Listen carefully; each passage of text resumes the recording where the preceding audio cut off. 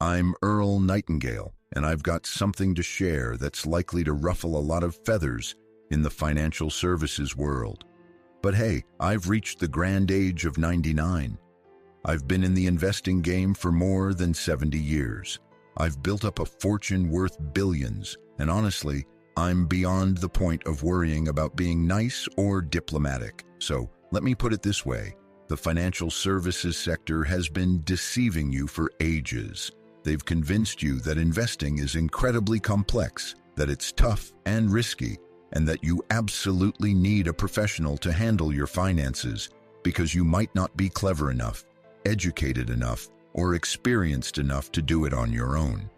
And that one deception has cost the American public trillions of dollars in needless fees, commissions, and missed earnings. I'm here to break down how this trick operates, why it's so harmful, and what steps you should take instead. And I have to give you a heads up. If you're currently shelling out cash to a financial advisor to handle your investments, what I'm about to share might make you feel pretty uneasy. You're likely going to come to the realization that you've been getting taken advantage of for years, maybe even decades. But that feeling of discomfort is crucial because it's the first step towards seizing control of your financial destiny and genuinely creating the wealth you deserve. Let me kick things off by sharing a personal story that taught me this lesson early on. Back in the 1960s, when I was still practicing law and just beginning to build my investment portfolio, I had a broker at a prominent Wall Street firm. This guy was well respected, worked for a well-known company, and came highly recommended by other lawyers I was acquainted with. He would call me regularly with stock tips, suggestions, and ideas about what I should buy and sell. And like most folks, I initially put my trust in him because he seemed to know his stuff. He used a lot of fancy-sounding jargon. He had access to research reports that I didn't have, so I took his advice for about 2 years. I bought what he suggested, sold when he recommended, paid his commissions on every trade, and after 2 years, you know what happened? My portfolio had pretty much gone nowhere. It was up maybe 3 or 4% total over those 2 years, just barely keeping up with inflation, definitely lagging behind the overall market. But here's what really opened my eyes. I started figuring out how much I had shelled out in commissions and fees during those 2 years. And when I tallied it all up, I had paid this broker over $7,000 in commissions, which was a significant amount back in the 1960s. $7,000 for advice that had basically produced no returns for me, but it had created guaranteed income for him. That's when I realized the core issue with the financial services business model. The misconception isn't that financial advisors are all bad people trying to take your money, although some definitely are. The deception is way more subtle and, as a result, way more harmful. The deception is that their goals are in sync with yours, that they profit when you profit, that they're on your side, that they're putting in the effort for you. But the reality is completely the opposite. Financial advisors earn their income from fees and commissions, no matter if you're making money or losing it. In fact, in a lot of situations, they actually profit more when you make choices that negatively impact your returns. Let me explain how this all works. Most folks don't grasp the incentive system of the financial services sector, and that lack of understanding is costing them a ton of wealth. When you partner with a standard financial advisor, there are a few ways they generate income from you. The first is the assets under management fee, which is typically 1 to 2% of your overall portfolio value each year. That might not seem like a lot, but it can be incredibly damaging to your long-term wealth growth. Let me break down the numbers for you. If you've got $500,000 invested and you're shelling out 1% in fees, that adds up to $5,000 each year over a span of 30 years, assuming the market performs reasonably well. That 1% fee could end up costing you around $400,000 in lost wealth. $400,000 just to have someone else handle your money when I'm about to show you that you can do it yourself even better and keep all that cash. But it doesn't stop there, because a lot of advisors also earn commissions on the products they sell you. They'll steer you towards actively managed mutual funds that give them kickbacks. They'll push insurance products bundled with investment options that rake in huge commissions. They'll suggest annuities that tie up your money and pay them hefty fees. And here's the really sneaky part. All of this is technically above board. It's all buried somewhere in the fine print that nobody bothers to read. But it's fundamentally corrupt because it sets up a system where the advisor benefits from giving you advice that might not actually be in your best interest. Let me share a specific example with you. A financial advisor might suggest that you invest your cash in a managed mutual fund that takes 1.5% in annual fees and gives the advisor a commission.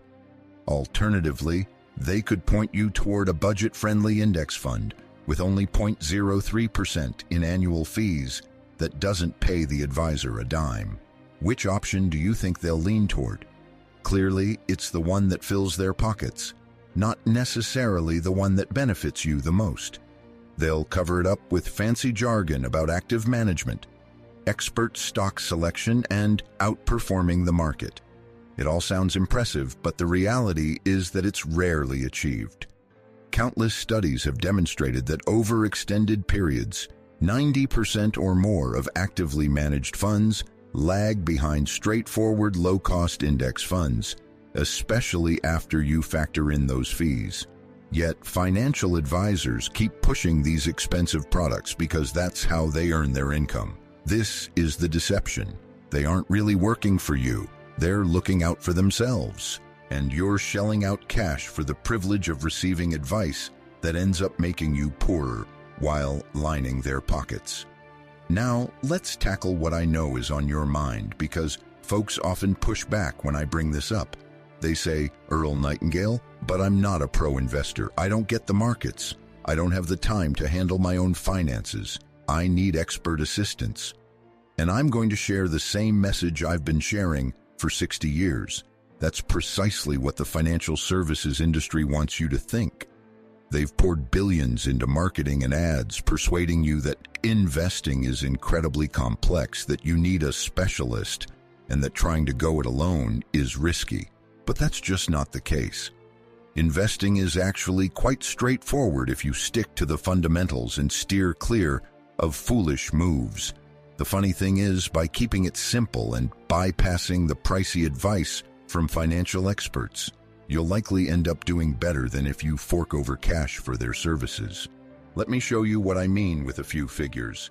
If you were to invest your cash in a budget-friendly S&P 500 index fund and just let it sit there for 30 years, you would have outperformed about 90% of professional money managers during that time. Plus, you would have saved yourself hundreds of thousands of dollars in fees that you would have otherwise handed over to those managers. You didn't need any insider knowledge, complex analysis, or expert advice. All you had to do was buy an index fund and leave it alone. Simple as that. But that kind of advice doesn't bring in fees for the financial services sector, so they're never going to suggest it to you. Instead, they'll insist that you require active management, that you need intricate strategies, and that you need their expertise. It's all just self-serving nonsense aimed at squeezing fees out of you. Let me share a study that was conducted, I think it was back in the early 2000s, which perfectly highlights this issue. Researchers took a close look at the performance of thousands of individual investors who handle their own finances compared to those who rely on financial advisors. What they discovered was quite surprising for many, but not for me. On average, the folks managing their own investments achieved better returns than those who paid for financial advice, even though the self-directed investors lacked any formal training or qualifications. How could this be? There are two main reasons. First off, the self-directed investors weren't shelling out 1 to 2% in annual fees. which meant they kept more of their profits. Secondly, and this is key, these investors tended to keep things straightforward and didn't trade as often. They invested in index funds or reliable dividend-paying stocks and held on to them. In contrast, the investors with financial advisors were frequently having their portfolios shuffled around, buying and selling, moving funds here and there, which racked up fees, commissions, and taxes, ultimately eating into their returns.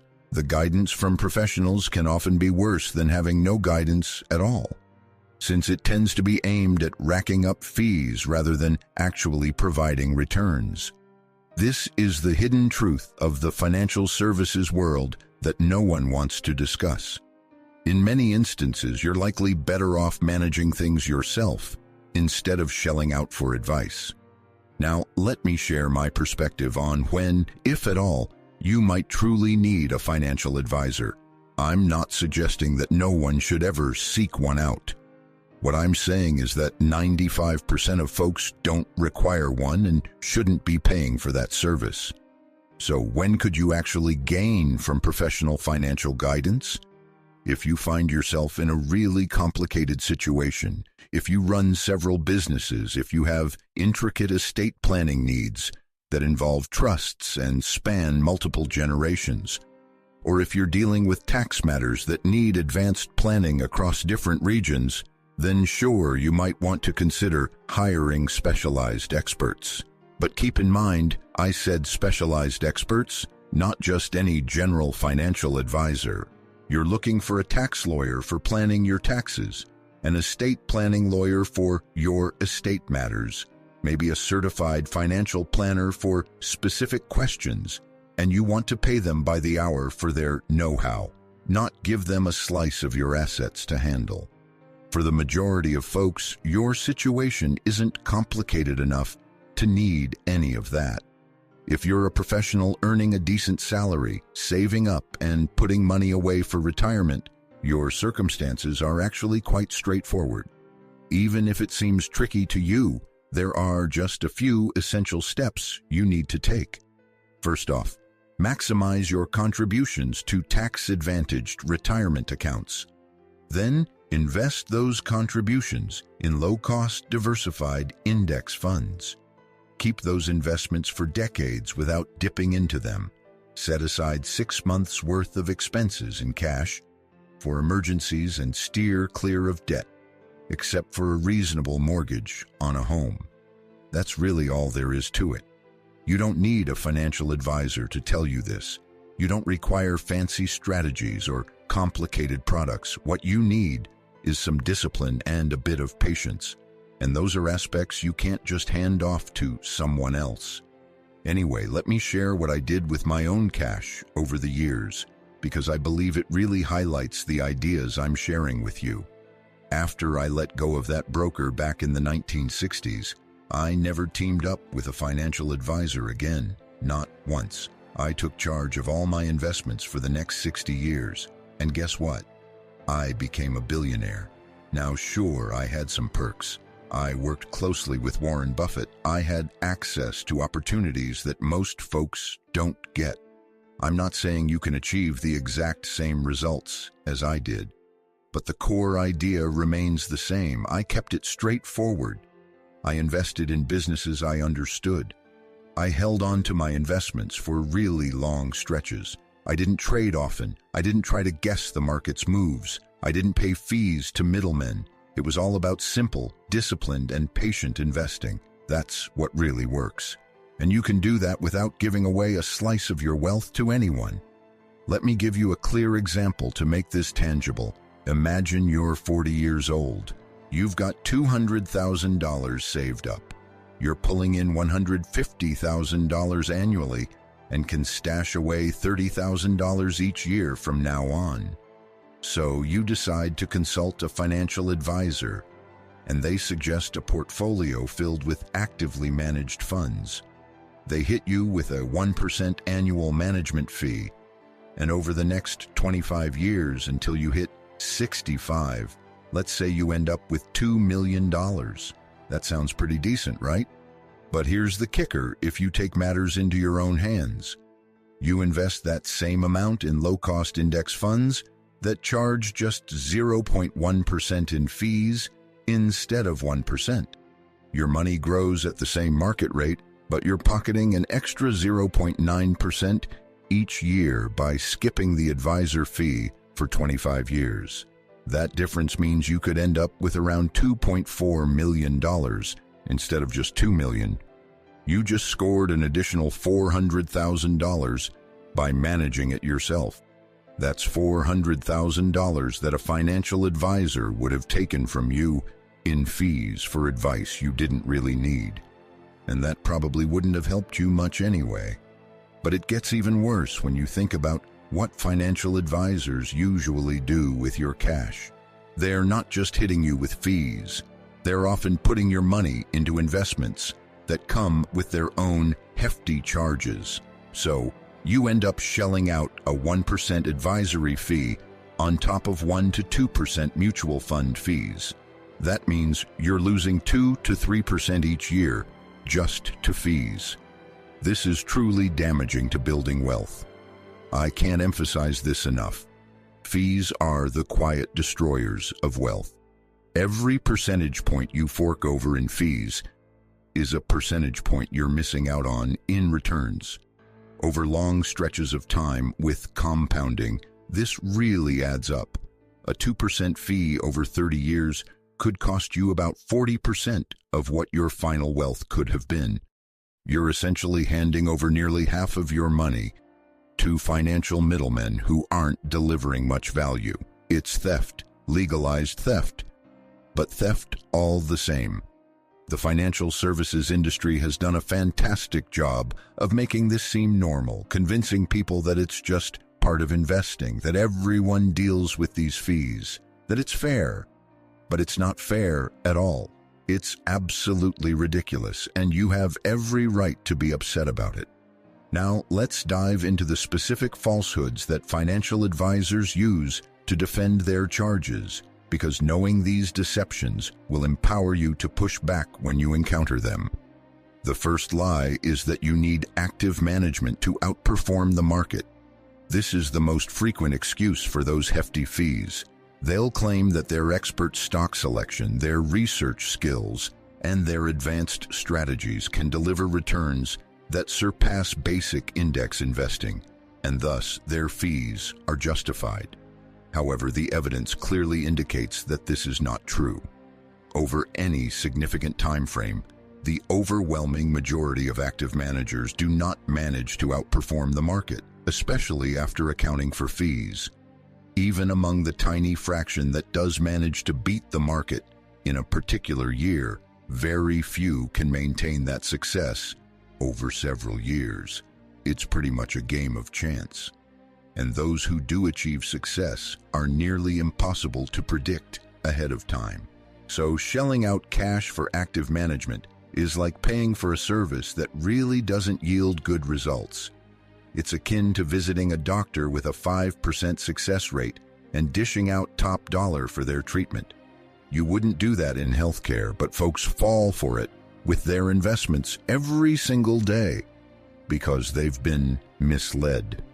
The second myth is that diversification needs some fancy portfolio setup. Financial advisors love to ramble about asset allocation, balancing various asset types, correlation coefficients, efficient frontiers, and all that jargon that sounds impressive. Then they'll claim that putting together a well-diversified portfolio demands professional know-how. That's just ridiculous. Diversification matters, sure, but getting a decent level of diversification is super straightforward.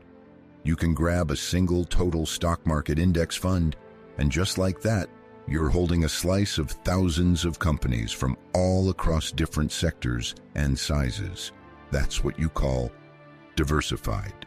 If you're looking to include some bonds in your investments, consider picking up a total bond market index fund. Now you've got a mix of stocks and bonds in your portfolio. Well done.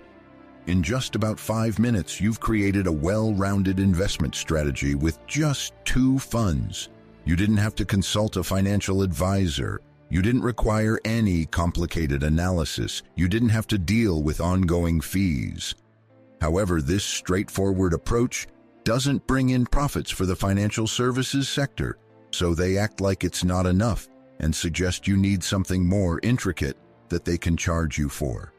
The third misconception is that timing the market and tactical allocation can shield you from losses. When the markets get shaky, financial advisors love to emphasize how they're actively managing your investments. They talk about shifting to safer positions, cutting back on stock exposure, and safeguarding your downside. It sounds appealing. It gives you the impression that you're getting your money's worth, like they're actually working hard for their fees. But time and again, research has demonstrated that market timing is ineffective. Sure, here's a reformulated version of the text. Consistently, no one can accurately foresee when the markets will rise or fall. The advisors who manage to handle one downturn often stumble during the next. It's merely luck dressed up as expertise. Plus, the expenses tied to this active trading, transaction fees, tax implications, and various charges usually outweigh any advantages from the rare moments of perfect timing. You're far better off doing nothing and just riding out the ups and downs than shelling out cash for someone to actively juggle your investments in and out of the market. The fourth myth is that you need help to steer clear of emotional blunders. This one is especially tricky because it has a hint of truth, making it more convincing. It's a fact that individual investors frequently make emotional errors. They panic and sell when the market crashes. They get overly eager and buy at market highs. They chase after performance, snapping up whatever has recently surged. These are genuine issues. Financial advisors often claim that they add value by helping you avoid emotional blunders, acting as the calm presence that keeps you on track. But here's the truth. They don't really stop those emotional slip-ups. They merely redirect them. Instead of freaking out about the market, clients start worrying if they've got the right advisor. Rather than chasing after high returns, they end up pursuing advisors with the best recent performance records. Plus, it's worth noting that financial advisors can make emotional errors with their clients' funds too. They're just as human and susceptible to the same feelings and biases. The true answer to avoiding emotional investing mistakes lies in education and self-discipline, not in hiring someone else to make choices for you. If you grasp the fundamentals of investing, if you're dedicated to a long-term plan, and if you recognize that market fluctuations are a normal part of the game, you won't need to pay someone to keep you calm. You simply need to stick to your strategy. Let me share a story about what went down during the 2008 financial meltdown, as it really highlights the myth that financial advisors can shield you from making emotional blunders. I was acquainted with a bunch of folks who had financial advisors taking care of their investments. When the market took a nosedive of over 50% in late 2008 and early 2009, you know what most of those advisors suggested? They told their clients to sell, switch to cash, and safeguard whatever little they had left. And guess what? Their clients followed suit. They sold right around the lowest point, locking in massive losses, and ended up missing out on the recovery that followed. On the flip side, I also knew some people who didn't have financial advisors. They just held on to their index funds during the crash, either because they didn't know any better or because they believed that the markets would bounce back eventually. Those individuals, the ones without any professional guidance, ended up in a much better position because they stuck it out through the downturn and reaped the benefits of the recovery. The professional guidance that folks fork over their cash for and rely on often ends up being worse than doing nothing at all. It actually wipes out wealth. This scenario keeps repeating itself, yet people continue to place their trust in financial advisors because the industry has managed to convince them that they need that kind of expertise. Now, let me share a different approach with you. Rather than shelling out 1% of your assets each year for the rest of your life to a financial advisor, here's what I suggest. Start by getting a handle on the basics of investing. You don't have to become a pro. Just grasp a few key ideas.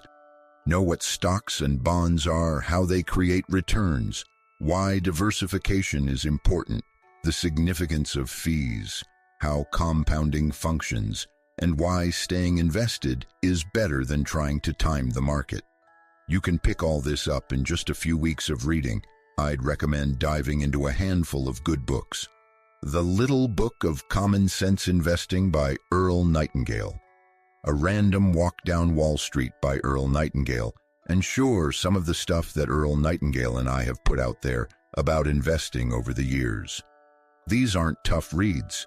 They're aimed at regular folks, and they'll give you all the info you need to invest successfully on your own. Next up, keep your investment approach straightforward. I can't stress this enough. Simple usually wins over complex. Go for low-cost index funds that follow broad market indices. If you want to keep it super easy, just grab a target date retirement fund from the core secret that aligns with your expected retirement year. These funds automatically shift your asset mix from stocks to bonds as you get older. Plus, they come with really low fees, usually around 0.1% or even less. That's all there is to it. You're all set. You don't need anything more intricate. Individual stocks aren't necessary unless you genuinely enjoy digging into companies and are aware of the risks involved. You really don't need to mess around with real estate investment trusts, commodities, or those international small-cap value funds, or any of the other complicated stuff that financial advisors might try to pitch to you. What you actually need are broad market index funds that you hold on to for decades, while consistently putting in money from your earnings. Sure, this approach might seem a bit dull. It's not thrilling, and it won't give you any wild stories to share at gatherings, but it gets the job done. It outperforms nearly everything else you could try, and it's super low cost. Next up, make everything automatic so you don't have to stress over it, and you won't need to depend on willpower. Set up automatic contributions from each paycheck into your retirement accounts. Arrange for those contributions to be automatically invested into your selected index funds. If you have several funds, set up automatic rebalancing once a year. The less you have to think about your investments and the less you need to manage them actively, the better your results will be. Every time you think about your investments, check your account balance, or read a news article about the market, you open the door to making an emotional blunder. So, why not automate it? Just set it and forget it, allowing compound interest to work its magic over the years. This is exactly what wealthy individuals do, by the way. They establish systems that run on their own and then dedicate their time and energy to earning more money, building businesses, or enjoying their hobbies, rather than fixating on their investment portfolios.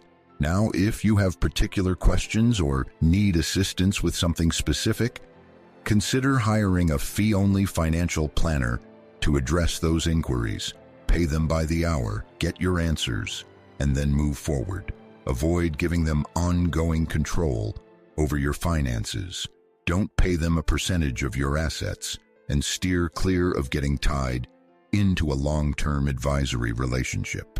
Just seek specific advice when necessary and handle everything else on your own. This could set you back a few $100 each year instead of thousands or even tens of thousands in advisory fees. The savings are massive, and the guidance is often superior because the planner doesn't have any reason to push complicated products or strategies that keep racking up fees. They simply respond to your inquiries. You compensate them for their time, and that's all there is to it. You should view professional financial advice as something you purchase when you actually need it, not as a continuous service that you fork over cash for every year, no matter if you're getting any real benefit.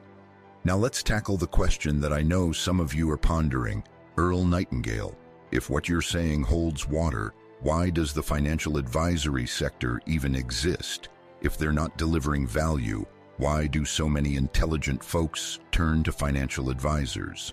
The answer lies in a mix of clever marketing, regulatory influence, and the way people think. The financial services sector splurges countless dollars every year on promotions and marketing to convince folks that investing is a daunting and complex task, and that they absolutely need assistance.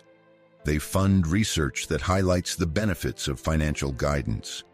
They push for rules that make it tougher for individuals to tap into certain investments without going through advisors. They create a whole system of credentials, certifications, and professional groups that give off a vibe of expertise and credibility. Plus, they take advantage of basic human psychology, especially the urge to hand off tough decisions and the readiness to pay for a sense of security, even when that sense of security isn't really backed by better results. People really want to trust that there's someone knowledgeable managing their finances, someone who knows more than they do, someone who's got their best interests at heart. That craving is so intense that folks are willing to shell out huge amounts for it, even when the proof shows they're not really getting anything worthwhile. It's a clever setup for the advisors, but a nightmare for the clients. And here's the really twisted part. The worse the economy gets, the more valuable financial advisors seem, even though they can't truly shield you from economic slumps. When the markets are shaky and people are anxious, that's when they're most inclined to seek advice. Hire a financial advisor or buy that peace of mind. But ironically, that's also when you're most likely to receive poor guidance, because advisors are human too. They feel fear as well, and they're prone to making the same emotional blunders that their clients might make. Except now the client is paying for the chance to have someone else mess up with their money. The whole situation is ridiculous when you take a step back and view it with a clear mind. However, folks are so trained to think they require expert assistance that they don't even question it. Let me share another clear example that illustrates this point. I have a buddy, I won't mention his name, who's a thriving physician earning more than $400,000 annually and has been collaborating with a financial consultant for 2 decades. This consultant takes 1% each year and has my buddy's investments spread out over a dozen different mutual funds, each with its own charges, a lot of trading, active management, the whole deal. A while back, I took a look at his investment portfolio and figured out that he's actually shelling out around 2.3% each year in total fees when you combine the advisory fee with the fees from the funds. 2.3% over 20 years. That's chewed up hundreds of thousands of dollars in earnings. I also compared his returns to what he could have achieved if he had simply invested everything in a straightforward 3-fund portfolio: total stock market, total international stock market, and total bond market, with a mix suitable for his age. He would have had around 40% more cash. 40%. That's the amount his financial advisor ended up costing him. When I presented this breakdown to him, he was crushed. 2 decades of paying someone he trusted, someone he believed was helping him, and that individual had actually cost him millions in lost wealth. But here's the kicker. He's not alone. This is happening to countless folks every single day.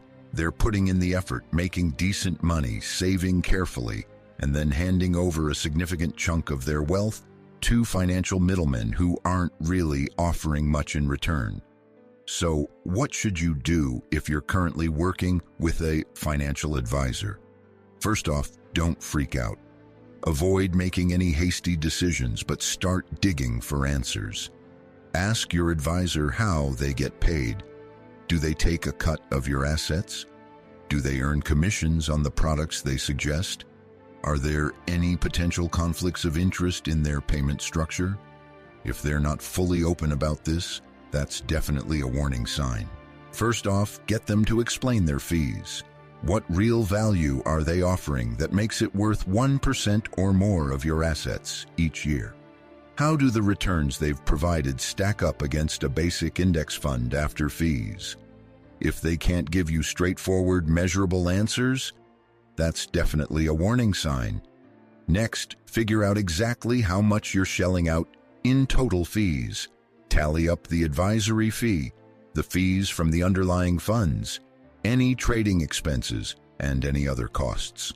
A lot of folks have no clue how much they're actually spending because it's often hidden, but it's crucial to find out.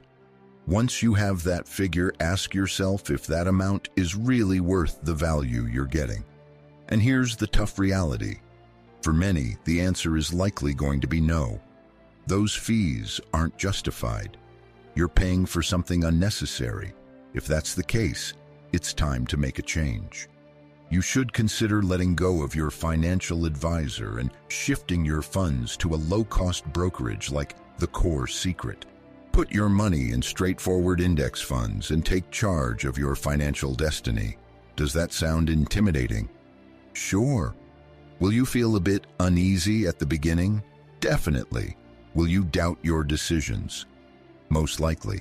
But let me tell you, as someone who has been in the investing game for over 70 years, who has built up billions in assets, and who has witnessed every imaginable strategy over the decades, this is the best choice for most folks.